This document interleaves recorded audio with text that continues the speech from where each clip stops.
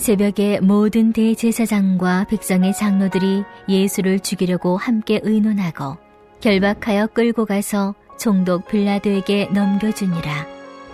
그때 예수를 판 유다가 그의 정죄됨을 보고 스스로 뉘우쳐 그 은 30을 대제사장들과 장로들에게 도로 갖다 주며 이르되 내가 무지한 피를 팔고 죄를 범하였도다 하니 그들이 이르되 그것이 우리에게 무슨 상관이냐 내가 당하라 하거늘 유다가 은을 성소에 던져놓고 물러가서 스스로 목매어 죽은지라.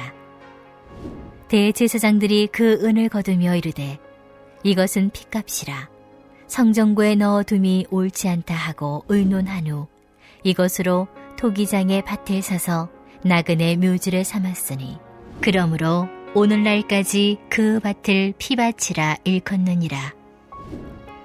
이에 선지자 예레미야를 통하여 하신 말씀이 이루어졌나니 일러스되 그들이 그 가격 매겨진 자 곧 이스라엘 자손 중에서 가격 매긴 자의 가격 곧 은 30을 가지고 토기장이의 밭값으로 주었으니 이는 주께서 내게 명하신 바와 같으니라 하였더라. 아멘. 할렐루야. 사순절 고난주간입니다.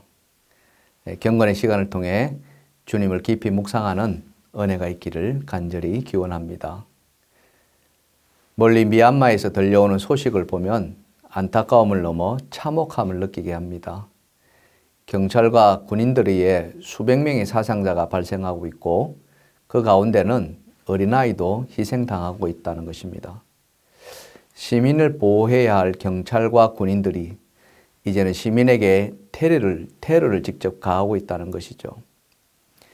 이런 미얀마 사태가 먼 나라 이야기일 수 없는 것은 우리도 40년 전 5.18을 겪었고 그 상처와 아픔은 지금까지 지속되고 있기 때문입니다. 그런데 지난 3월 16일 5.18 희생자의 유가족에게 기쁨의 소식이 전해졌습니다. 5.18 당시 실제 사격을 했던 계엄군 공수부대원 한 분이 숨진 고인과 유가족에게 무릎을 꿇고 사죄하며 용서를 빌었던 것입니다. 5.18이 일어난 이후 41년 만에 처음 있는 일이라고 합니다. 가해자와 피해자의 유가족이 서로 안고 통곡하며 오열했습니다. 이를 지켜보던 모든 사람이 다 울었습니다. 그리고는 그 자리에서 용서와 화해가 이루어졌습니다. 그렇습니다. 진정한 사죄와 참회가 있는 곳에 용서받지 못할 죄가 어디 있겠습니까? 그런데 오늘 본문은 끝내 용서받지 못한 채 스스로 목숨을 끊어야 했던 가룟 유다의 안타까운 이야기를 우리에게 들려주고 있습니다. 사순절 마지막 고난주간에 오늘 이 말씀이 우리에게 주는 교훈이 있다면 무엇일까요? 우리가 마음에 새기며 살아가야 할 교훈이 있다면 무엇일까요? 두 가지를 살펴보려고 합니다. 첫 번째는 양심만큼은 살아있어야 한다는 것입니다. 자, 본문 3절을 보시면은 그때에 예수를 판 유다가 그의 정죄됨을 보고 스스로 뉘우쳐 그 은 30을 대제사장들과 장로들에게 도로 갖다 주며 여기 보면 유다가 예수님이 정죄되는 것을 보고 뉘우쳤다고 했습니다. 정죄되는다는 말은 죄에 대한 형이 확정된다는 것을 의미하는 것입니다. 사내들인 공회가 예수님을 십자가에 못 박아 처형하기로 뜻을 모으지요. 그리고는 빌라도 총독에게 그것을 허락해달라고 요청하고 있습니다. 그게 오늘 본문 1절과 2절에 나와 있는데요. 한번 보시면 새벽에 모든 대제사장과 백성의 장로들이 예수를 죽이려고 함께 의논하고 결박하여 끌고 가서 총독 빌라도에게 넘겨주니라. 네, 문제가 심각해지는 것을 유다는 보았습니다. 그리고 자신의 잘못을 깨달았다는 것이죠. 그 안에 양심이 깨어나기 시작한 것입니다. 이건 아니잖아. 뭔가 잘못되어 가고 있는 거야. 그러면서 그 안에 양심의 가책을 받기 시작한 것이죠. 근자에 우리 주변에 어린이에 대한 폭력 사건이 잇따라 발생하고 있음을 뉴스를 통해 우리는 알게 됩니다. 인천에서 의붓 아버지와 친엄마의 학대로 8살짜리 아이가 죽은 사건이 그렇고요. 또 최근에 구미에서 3살짜리 여자아이가 죽은 사건도 그 예입니다. 이런 사건을 보면서 어떤 생각이 드냐면은 과연 저들 안에 양심이라는 것이 있을까 하는 의구심이 드는 것입니다. 그에 반해 가룟 유다를 보면은 그가 예수님을 은삼십을 받고 팔아넘길 때까지는 몰랐습니다. 그런데 정죄당하는 예수님을 보면서 그 안에 양심이 살아나기 시작한 것입니다. 양심이 살아나니까 자기가 무슨 짓을 했는지 깨닫게 되는 것이죠. 시편 73편 21절에 시인은 이렇게 고백하고 있습니다. 내 마음이 산란하여 내 양심이 찔렸나이다. 아멘. 그렇습니다. 양심이 살아있기만 한다면 반드시 지은 죄에 대해서 찔림을 받게 된다는 것이죠. 그래서 어떤 일이 있더라도 우리 안에 양심만큼은 살아있게 해야 한다는 것입니다. 양심을 잃어버리거나 화인맞게 해서는 절대 안 된다는 것이죠. 사랑하는 성도 여러분, 다른 것은 몰라도 꼭 양심만큼은 지켜내십시다. 양심이 살아있는 한 반드시 살 길이 열린다는 것을 잊지 마시고 꼭 기억하시기를 바랍니다. 두 번째로 오늘 말씀이 우리에게 주는 교훈이 있다면 그것은 참 회개가 있으면 용서와 화해가 이루어진다는 것입니다.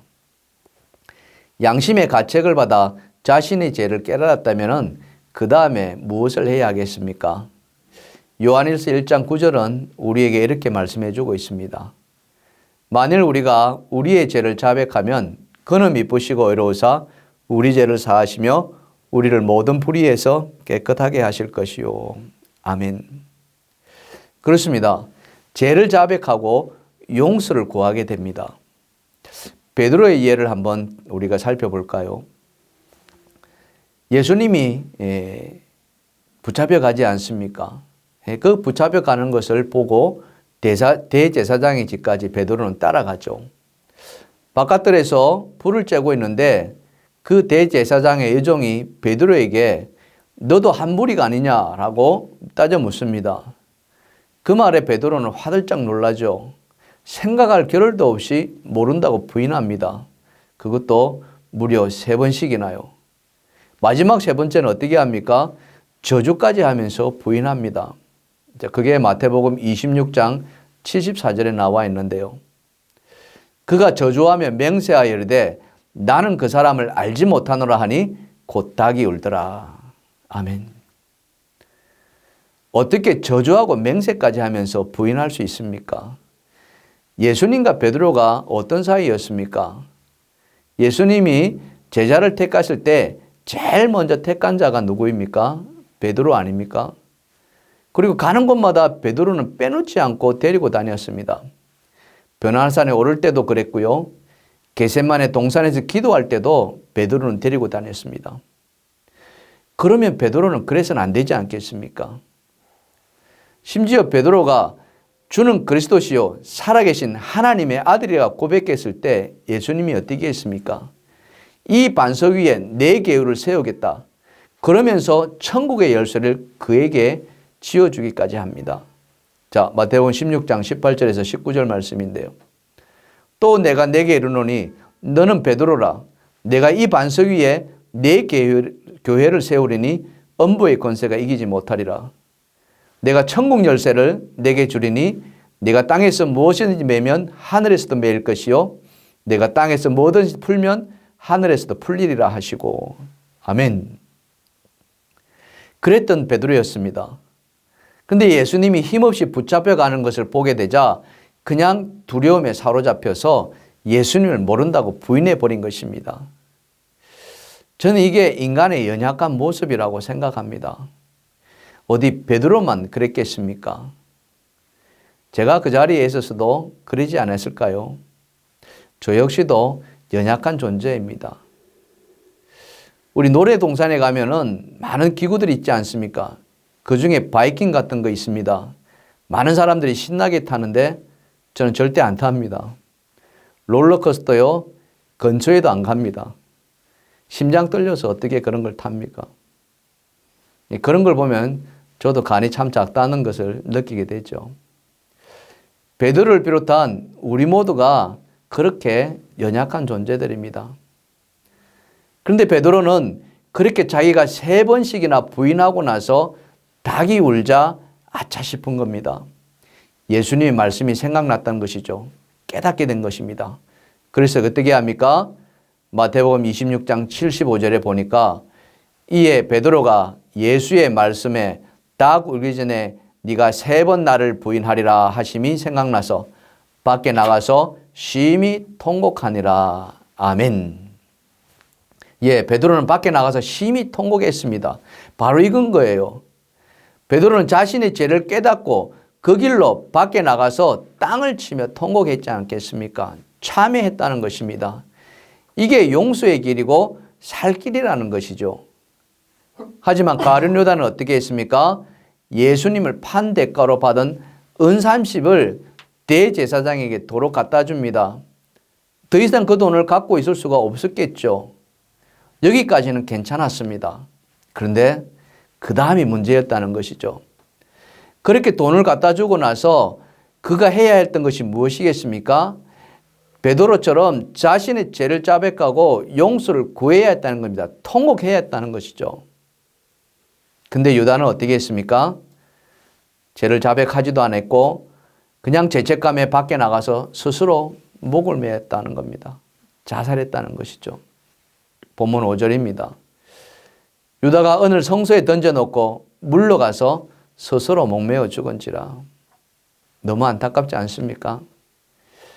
예수님을 부인하는 것과 예수님을 팔아는 것인 것, 차이가 있다면 있겠습니다만 예수님 보시기에는 50부 100부 아니겠습니까? 다 죄인입니다.